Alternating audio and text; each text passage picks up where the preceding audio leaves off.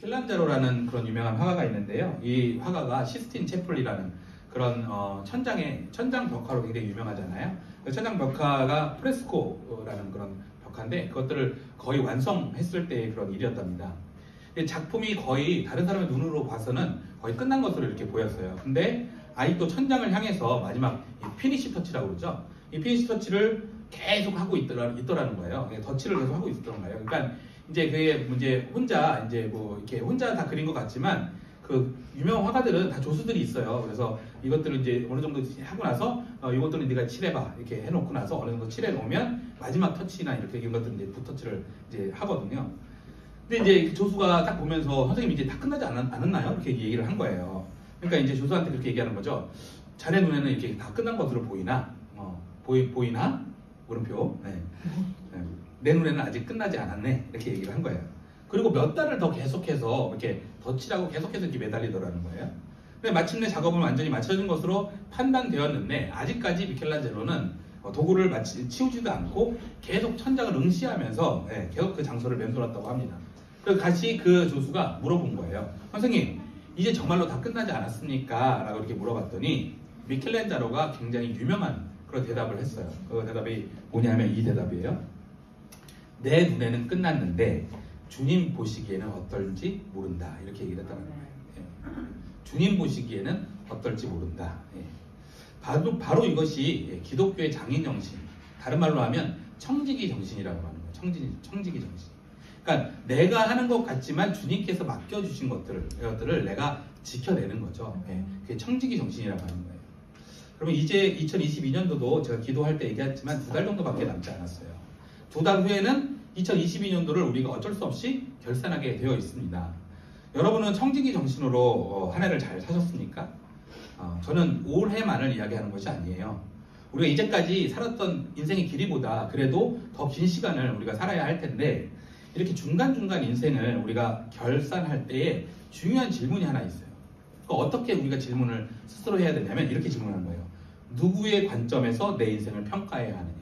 따라서 해보세요. 누구의 관점에서 내 인생을 평가해야 하느냐? 누구의 관점에서 내 인생을 평가해야 하느냐? 이게 굉장히 중요하다는 겁니다.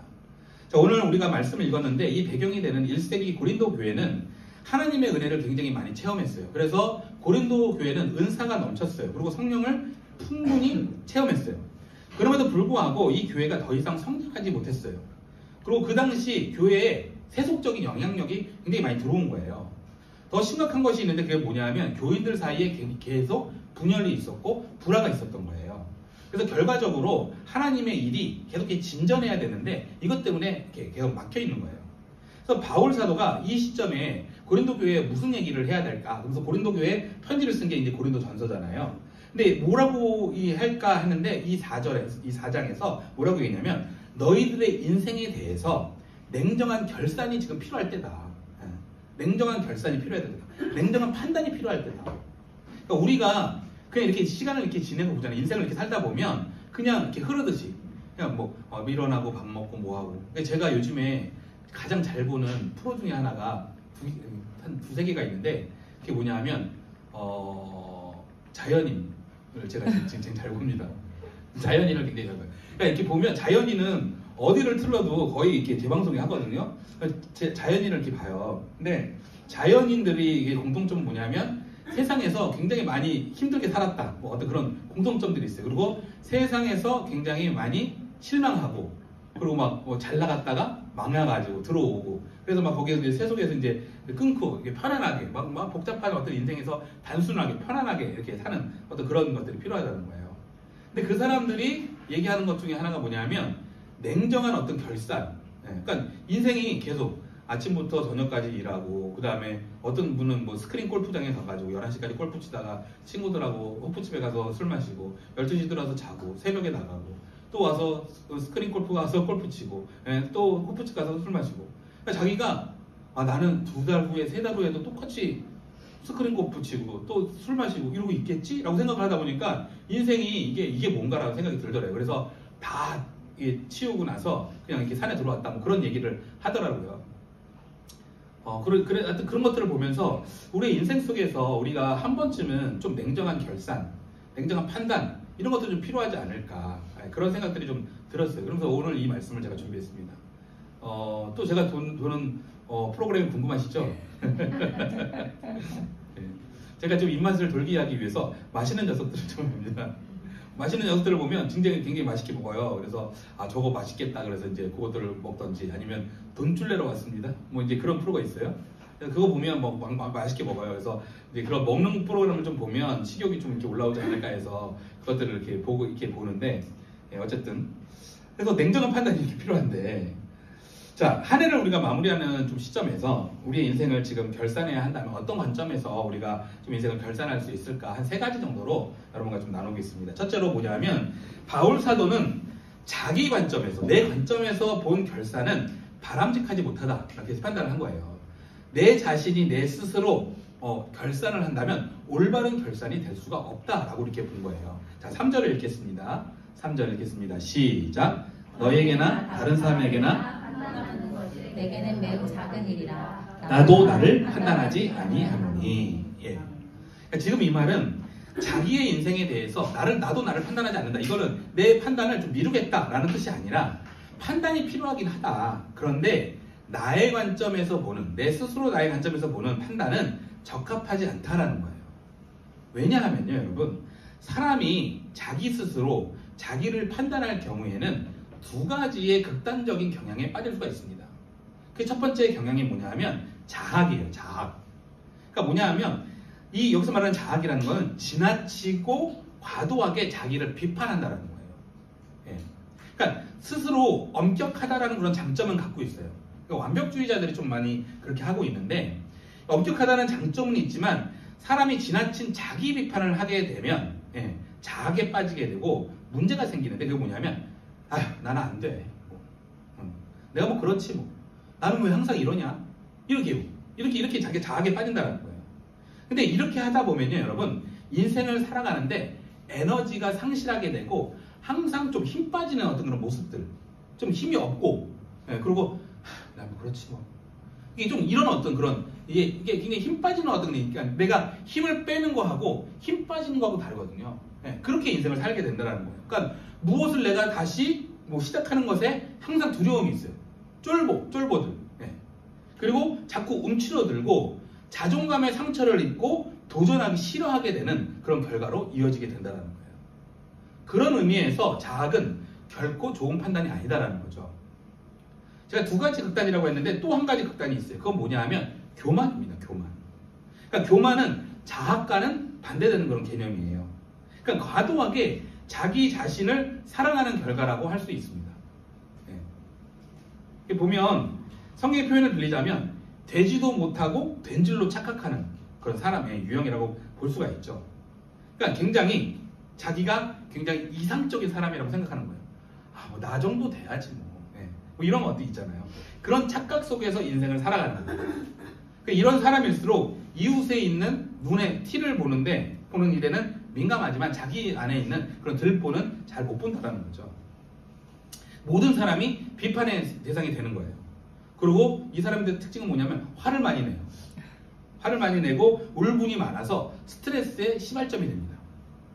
그러므로 화가 많은 사람들은 교만할 가능성이 많아요. 이 사람 역시 절대로 발전해 나갈 수는 없다는 거죠. 그래서 오늘 본문에서 바울 사도는 이런 자기 판단, 자기 스스로 자기가 판단하는 것은 결코 유익하지 못하다라고 얘기하고 있습니다. 그래서 나도 나를 판단하지 않는다라고 고백을 하고 있는 거예요. 여러분, 반성은 좋아요. 근데 자기 자신에 집중하여서 자학이나 교만에 빠지지 마시기를 바랍니다. 건강한 반성을 하는 우리 성도님들이 되시기를 주의 이름으로 축원합니다. 두 번째는 바울 사도는 다른 사람이 첫 번째는 자기가 자기 자신을 판단하는 건데 두 번째는 뭐냐면 다른 사람이 나를 향해서 인생을 판단해 주는 것, 결산해 주는 것도 바람직하지 못하다라는 거예요. 다른 사람이 나를 판단하는 것도. 자, 4절 읽겠습니다. 4절 시작. 내가 자책할 아무것도 깨닫지 못하나 이로 말미암아 의롭다함을 얻지 못하노라. 다만 나를 심판하실 이는 주시니라. 표주세 번역으로 한 번 더 읽겠습니다. 나는 양심에 꺼리낌이 없습니다. 그러나 이런 일로 내가 의롭게 된 것은 아닙니다. 나를 심판하시는 분은 주님이십니다. 여러분, 우리는 주위 사람들이 나에게 하는 충고에 귀를 기울여야 될 필요는 있어요. 다른 사람들이 나에게 대해서 얘기해 주는 거는 귀를 기울여야 되죠. 충고는 받아야 되고, 그래야지만 발전을 위해서는 꼭 그 충고가 필요해요. 즉, 다른 사람의 관점에서 나에 대해서 이야기해 주는 것이 내가 못 볼 수도 있고, 그리고 또 내가 느끼지 못하는 것일 수도 있기 때문에 그것들을 겸허히 귀를 기울여야 될 필요는 있어요. 그런데 그럼에도 불구하고 그것은 참고사항일 뿐이지 내 인생에 대한 마지막 판단, 내가 어느 정도 이렇게 결정을 했어. 근데 내가 저 사람이 판단한 걸 보고 저게 맞는 것 같은데? 이렇게 판단해가지고 내가 결정할 필요는 없다라는 거예요. 왜냐하면 내가 나를 판단하는 것이 잘못된 것이 될 수도 있는 것처럼 종종 주위에 있는 사람들이 나의 판단하는 것도 편견이 될 수 있다는 거예요. 그러므로 다른 사람이 나를 나쁘게 평가하더라도 여러분, 그것 때문에 내 인생이 끝난 것처럼 좌절할 필요도 없고, 또 그 반대로 다른 사람이 내게 조금 칭찬했다고 해서 내가 최고이냐? 그렇게 흥분할 필요도 없다는 거예요. 우리는 때로 나를 향한 다른 사람의 판단에 지나치게 우리가 신경을 곤두세운 나머지 그런 경향들이 굉장히 많아요. 다른 사람의 말과 어떤 시선들 있잖아요. 너무 신경을 쓰면서 사는 거죠. 네. 그럼 우리가 우리의 삶이 더 건강해지기 위해서는 다른 사람의 판단을 너무 의존하지 마시기 바랍니다.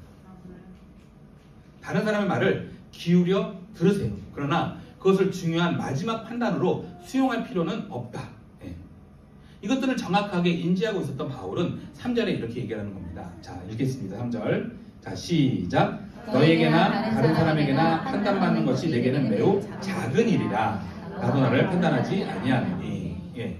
너희에게나 다른 사람에게 판단받는 것이 무시할 일이나 이렇게 하지 않아요.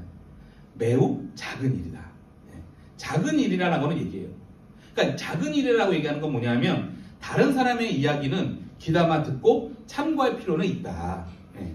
그러나 그거 고치면 내게 유익이다. 그러나 그것은 내 인생에 대한 마지막 선언일 수는 없다라는 거예요. 그러니까 어떻게 보면 귀가 얇은 것도 죄예요. 귀가 얇은 것도 죄예요, 죄. 여러분, 제가 좋아하는 프랑스 철학자 락강이라는 사람이 있습니다. 그 사람이 이렇게 얘기를 했어요. 모든 욕망은 타인의 욕망이다. 그러니까 내가 갖고 있는 어떤 욕망, 내가 뭐 하고 싶다라는 어떤 그런 욕망이라고 하는 것은 내가 하고 싶은 것 같지만 다른 사람의 욕망일 수 있다는 거예요. 다른 사람이 이거 했으면 좋겠는데, 이렇게 했으면 좋겠는데, 이게 내 욕망인 것처럼 착각하고 사는 경우가 굉장히 많다라는 거죠. 타인의 욕망에 너무 신경을 쓴 나머지 나를 잊어버리는 여러분 바보가 되지 마시기를 바란다는 거예요. 여러분 오버페이스 하지 말고 자기 페이스를 유지하면서 자신에게 주어진 자기만의 길을 여러분 걸어가시기를 바랍니다. 자, 그렇다면 마지막 세 번째로, 결론적으로 그럼 우리가 어떤 관점에서 인생을 파악해야 되느냐, 판단해야 되느냐, 그건 뭐겠어요, 여러분? 세 번째로는 주님의 관점을 가지고 내 인생을 결산하는 거죠. 주님의 관점을 가지고 나를 사랑하는 주님의 시각과 관점에서 여러분 내 인생을 보시기를 바라요. 이것이야말로 내 인생을 판단하는 가장 중요한 근거가 된다는 거예요. 자, 4절 읽겠습니다. 4절. 자, 4절 시작. 내가 자책할 아무것도 깨닫지 못하나 이로 말미암아 의롭다함을 얻지 못하노라. 다만 나를 심판하실 이는 주시니라. 이렇게 나와 있어요. 다만 나를 심판하실 이는 주시다.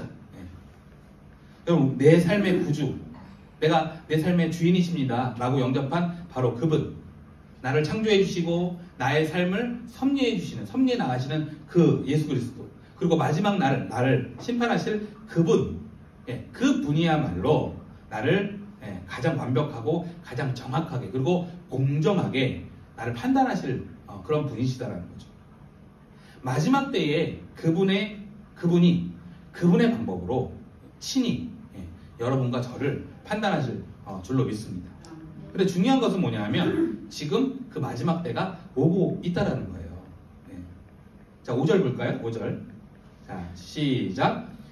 그러므로 때가 이르기 전 곧 주께서 오시기까지 아무것도 판단하지 말라. 그가 어두움에 감추인 것들을 드러내고 마음의 뜻을 나타내시리니 그때 각 사람에게 하나님으로부터 칭찬이 있으리라. 성경은 뭐라고 얘기하냐면 때가 이르기 전에, 마지막 심판의 때가 오기 전에 너무 내가 서둘러 내 자신을 내 스스로 판단하거나 그리고 또 다른 사람을 판단하거나 이렇게 판단할 필요는 없다라고 얘기합니다. 왜냐하면 주님이 오시면 그때에 주님께서 친히 나를 판단하시기 때문에 그렇다라는 거예요.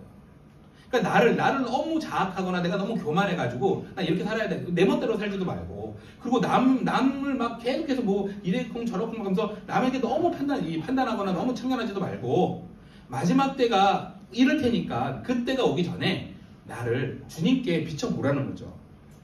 근데 여기에 아주 중요한 포인트가 있는데 그건 뭐냐면 그분이 그렇게 완벽하게 판단하시는 그날 각 사람에게 어떤 방법으로 판단하시느냐 그게 뭐냐면 마지막 5절 마지막에 뭐라고 나와 있어요? 하나님으로부터 칭찬이 있다라는 거예요. 칭찬으로 판단한다는 거예요. 칭찬으로.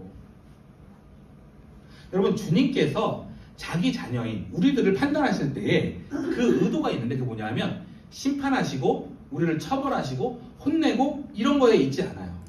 여러분 잘 들으시길 바랍니다. 우리를 심판하기 위해서 내 마음의 동기를 살피시는데 중요한 게 있는데 그거 뭐냐면 칭찬이라는 거예요. 누구 어떻게 내가 칭찬할 사람이 있냐 없냐 이것들을 보고 판단하신다라는 거죠.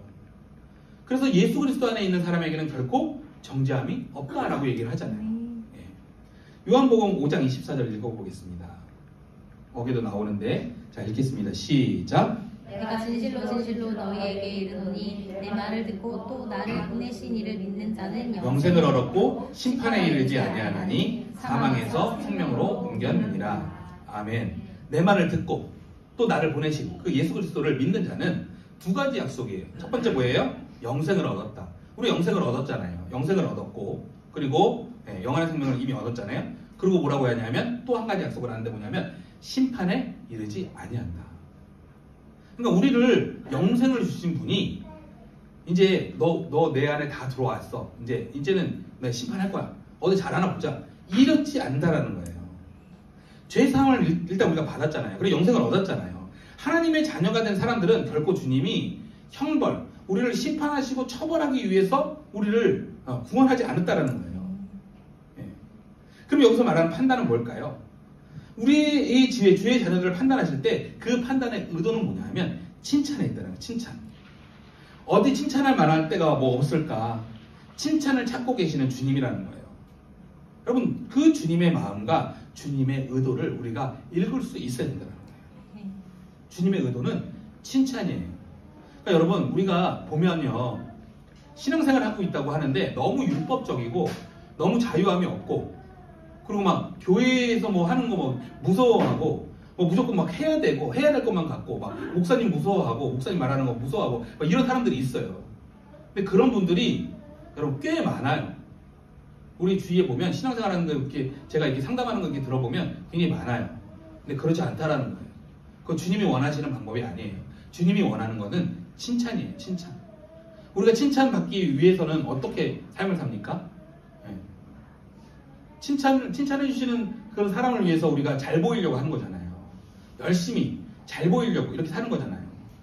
뭔가 밉보이고 뭔가 안 하기 위해서 막 숨고 뭐 거짓말하고 그러지 않잖아요. 칭찬을 위해서 우리가 살아가는 사람이에요. 이건 매우 일관적인 성경의 가르침인데 한번 읽어볼까요? 베드로전서 1장 7절 읽겠습니다. 시작. 너의 믿음의 확실함은 불로 연단하여도 없어질 그보다 더 귀하여 예수 그리스도께서 나타나실 때에 칭찬과 영광과 존귀를 얻게 할 것이니라. 아멘. 다시 오실 주님, 그 재림하실 주님이 세 가지를 약속하는데 그게 뭐냐면 칭찬과 영광과 존귀를 너에게 줄 거다라고 얘기하는 거예요. 주님께서 다시 오시는 그 재림의 그날 우리 주의 백성들에게 세 가지를 주고 싶어 합니다. 칭찬이고 영광이고 존귀예요. 그분은 우리를 칭찬하고 싶어 하셔요. 그리고 주님은 우리의 삶 속에서 칭찬할 거리를 찾고 계신다는 거예요. 우리 주위에 있는 지체들에게 칭찬 한번 하시죠. 1년 동안 수고했습니다. 수고하셨습니다. 네, 수고 많으셨어요. 그럼 여러분 그렇다면 그때 주님 앞에 서서 우리가 칭찬받으려면 어떤 삶을 살아야 할까요? 이게 중요하잖아요. 쪽집게 이 키포인트가 중요하잖아요. 어떤 삶을 살아야지만 우리가 칭찬을 받을 수 있을까요? 많겠죠. 주님이 우리의 삶을 칭찬하실 때에 칭찬할 만한 요소는 많아요. 그런데 오늘 제가 여러분에게 드리고 싶은 말은 뭐냐 하면 신실함이에요. 신실성. 자, 2절 읽겠습니다. 시작. 그리고 맡은 자들에게 구할 것은 충성이니라. 뭘 구해야 된다고요? 충성. 충성은 영어로 faithfulness.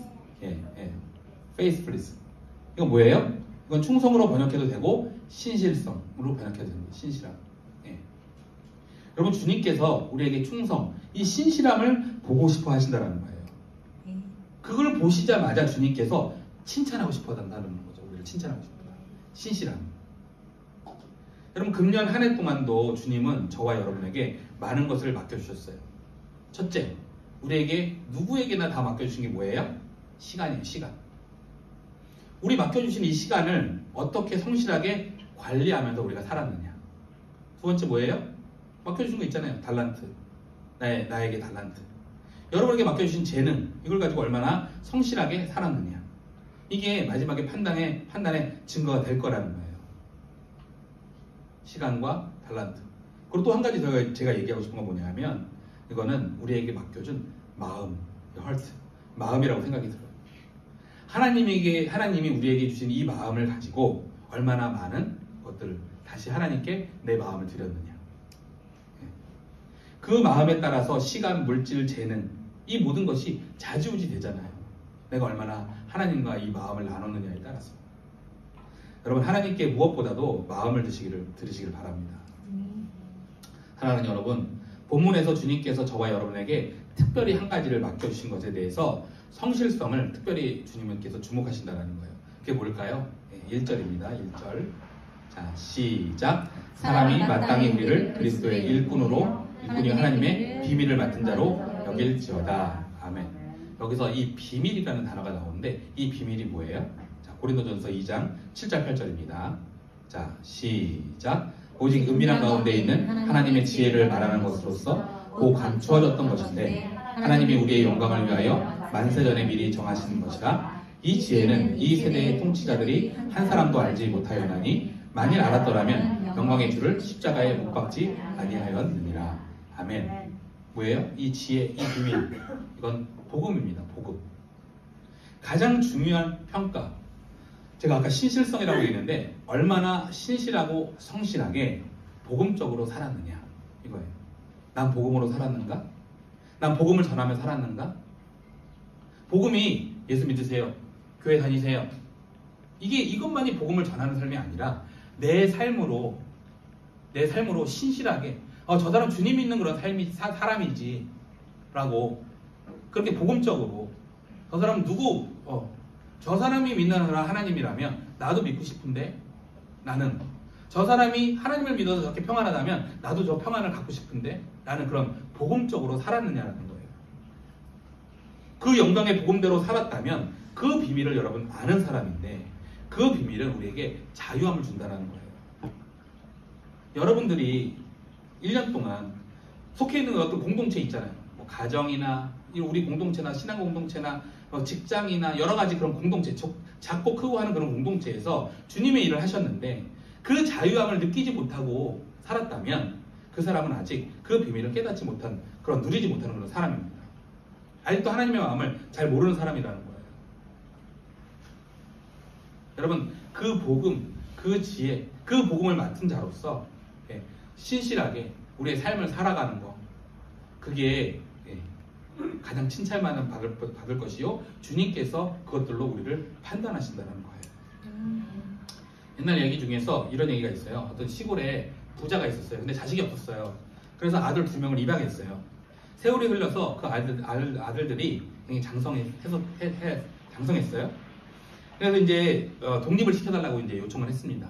그러니까 이제 아버지가 고민을 하다가 이제 그래 알았다. 내가 독립을 시켜줄게. 그러면서 그 두 아들을 불렀어요. 두 아들을 불러서 이제 내일이면 니네들이 이제 떠나야 되는데 그래도 니네들이 오늘 마지막이라도 좀 일을 좀 내가 너희들한테 좀 시켜서 이 일을 좀 해줬으면 좋겠구나 이렇게 얘기를 한 거예요.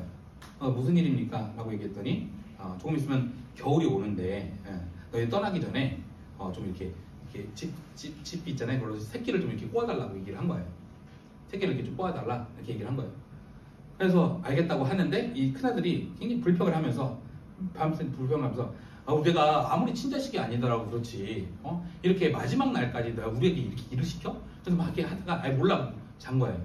둘째 아들은 이제 계속 했는데 지금까지 그래도 나를 키워주신 아버지한테 감사하는 마음이 있으니까 그래 열심히 깠어요. 그리고 아침에 이제 출발을 하는데 이제 두 아들을 이렇게 부르는 거예요. 그리고 하인에게 창고에 있는 어떤 가마니가 있는데 그것을 끌고 와라 이렇게 얘기를 한 거예요. 가마니를 끌고 왔대요. 그래서 가마니를 쫙 펼치니까 거기에 돈이 우르르 쏟아진 거예요. 엽전이. 그러면서 마지막 내가 너희들한테 선물을 줄게. 어저께 정성스럽게 꼬은 그 새끼에다가 그 동전을 니네들이 넣고 갈 수 있는 만큼 넣고 그냥 이렇게 출발하면 된다. 이렇게 얘기를 했다라는 거예요. 적당히 어젯밤에 불평하고 원망했던 그 큰아들은 얼마나 후회했을까요? 여러분, 말씀 정리합니다. 주님께서 일을 맡기실 때는 주님의 의도를 우리가 아셔야 합니다. 주님이 나를 칭찬하고 싶어서 일을 맡기신다는 거예요. 마지막 날 우리가 주님 앞에 섰을 때에 칭찬과 영광과 존귀를 가지고 주님 앞에 딱 서서 주님이 우리를 안아주시면서 수고했다.